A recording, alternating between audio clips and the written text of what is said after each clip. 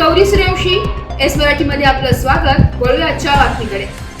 भारताचा मुकुट असलेल्या जम्मू काश्मीर येथील बैसरण खोऱ्यात पहलगाम येथे मंगळवार दिनांक 22 एप्रिल रोजी दुपारी 3 वाजेच्या सुमारास अज्ञात अतिरेक्यांनी निष्पाप असणाऱ्या हिंदू पर्यटकांवर धर्म विचारून अंधाधुंद गोळीबार केलाय।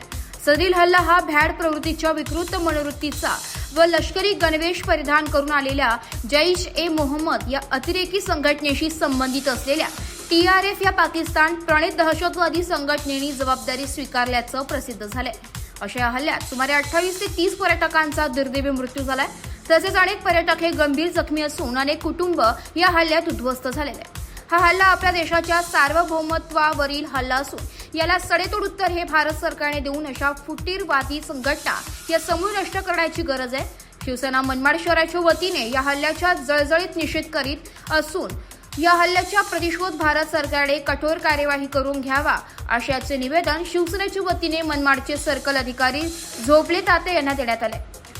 त्याप्रसंगी शिवसेना शहर प्रमुख मयूर बोरसे, जिल्हा संघटक नाना शिंदे, माजी नगराध्यक्ष योगेश पाटील, महेंद्र शिरसाट, कैलास गवळी, सादिक पठाण, अमीर पटेल, सागर शिरसाट, महिला आघाडी तालुका प्रमुख विद्याताई जगताप, शहर प्रमुख संगीताताई बागुल, लाला नांगरे, सुभाष माळवतकर, लोकेश साबळे, प्रदीप साळवे, निलेश ताठे, मुकेश थोरात, ऋषिकांत आव्हाड, युनुस शेख, मोहसिन पठाण, किरण भांबरे, सागर आव्हाड, जितू पगारे, सचिन दरगुडे, निलेश व्यवहारे उपस्थित होते।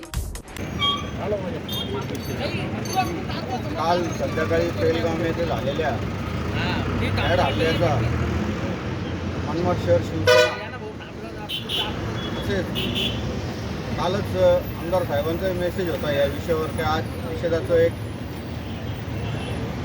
निवेदन किंवा निषेधाचं एक प्रतिक्रिया आपल्या शहरातून सर्वप्रथम आम्ही देत आहोत की हा जो हल्ला झाला तो आपल्या देशावरचा हल्ला आहे। अशा दृष्टिकोनातून याच्याकडे बघितलं जावं, कारण की त्यांनी ज्या क्रूर पद्धतीने आपल्या देशबांधवांना तिथल्या पर्यटकांना मारलेलं आहे त्याचं उत्तर हे भारत सरकार नक्की देईल अशी अपेक्षा या सरकारकडून आपण सर्वजण बाळगतोय आणि त्याचं प्रत्युत्तर लवकरात लवकर देण्यात यावं अशी या माध्यमातून आम्ही सरकारला निवेदन करून विनंती करत आहोत। एस मराठी न्यूजसाठी प्रतिनिधी विजय बडोदे, नांदगाव। अशाच नवीन ताज्या घडामोडी जाणून घेण्यासाठी आमच्या एस मराठी न्यूज चॅनलला लाईक करा, शेअर करा, सबस्क्राईब करा आणि बेल आयकॉनला क्लिक करायला विसरू नका।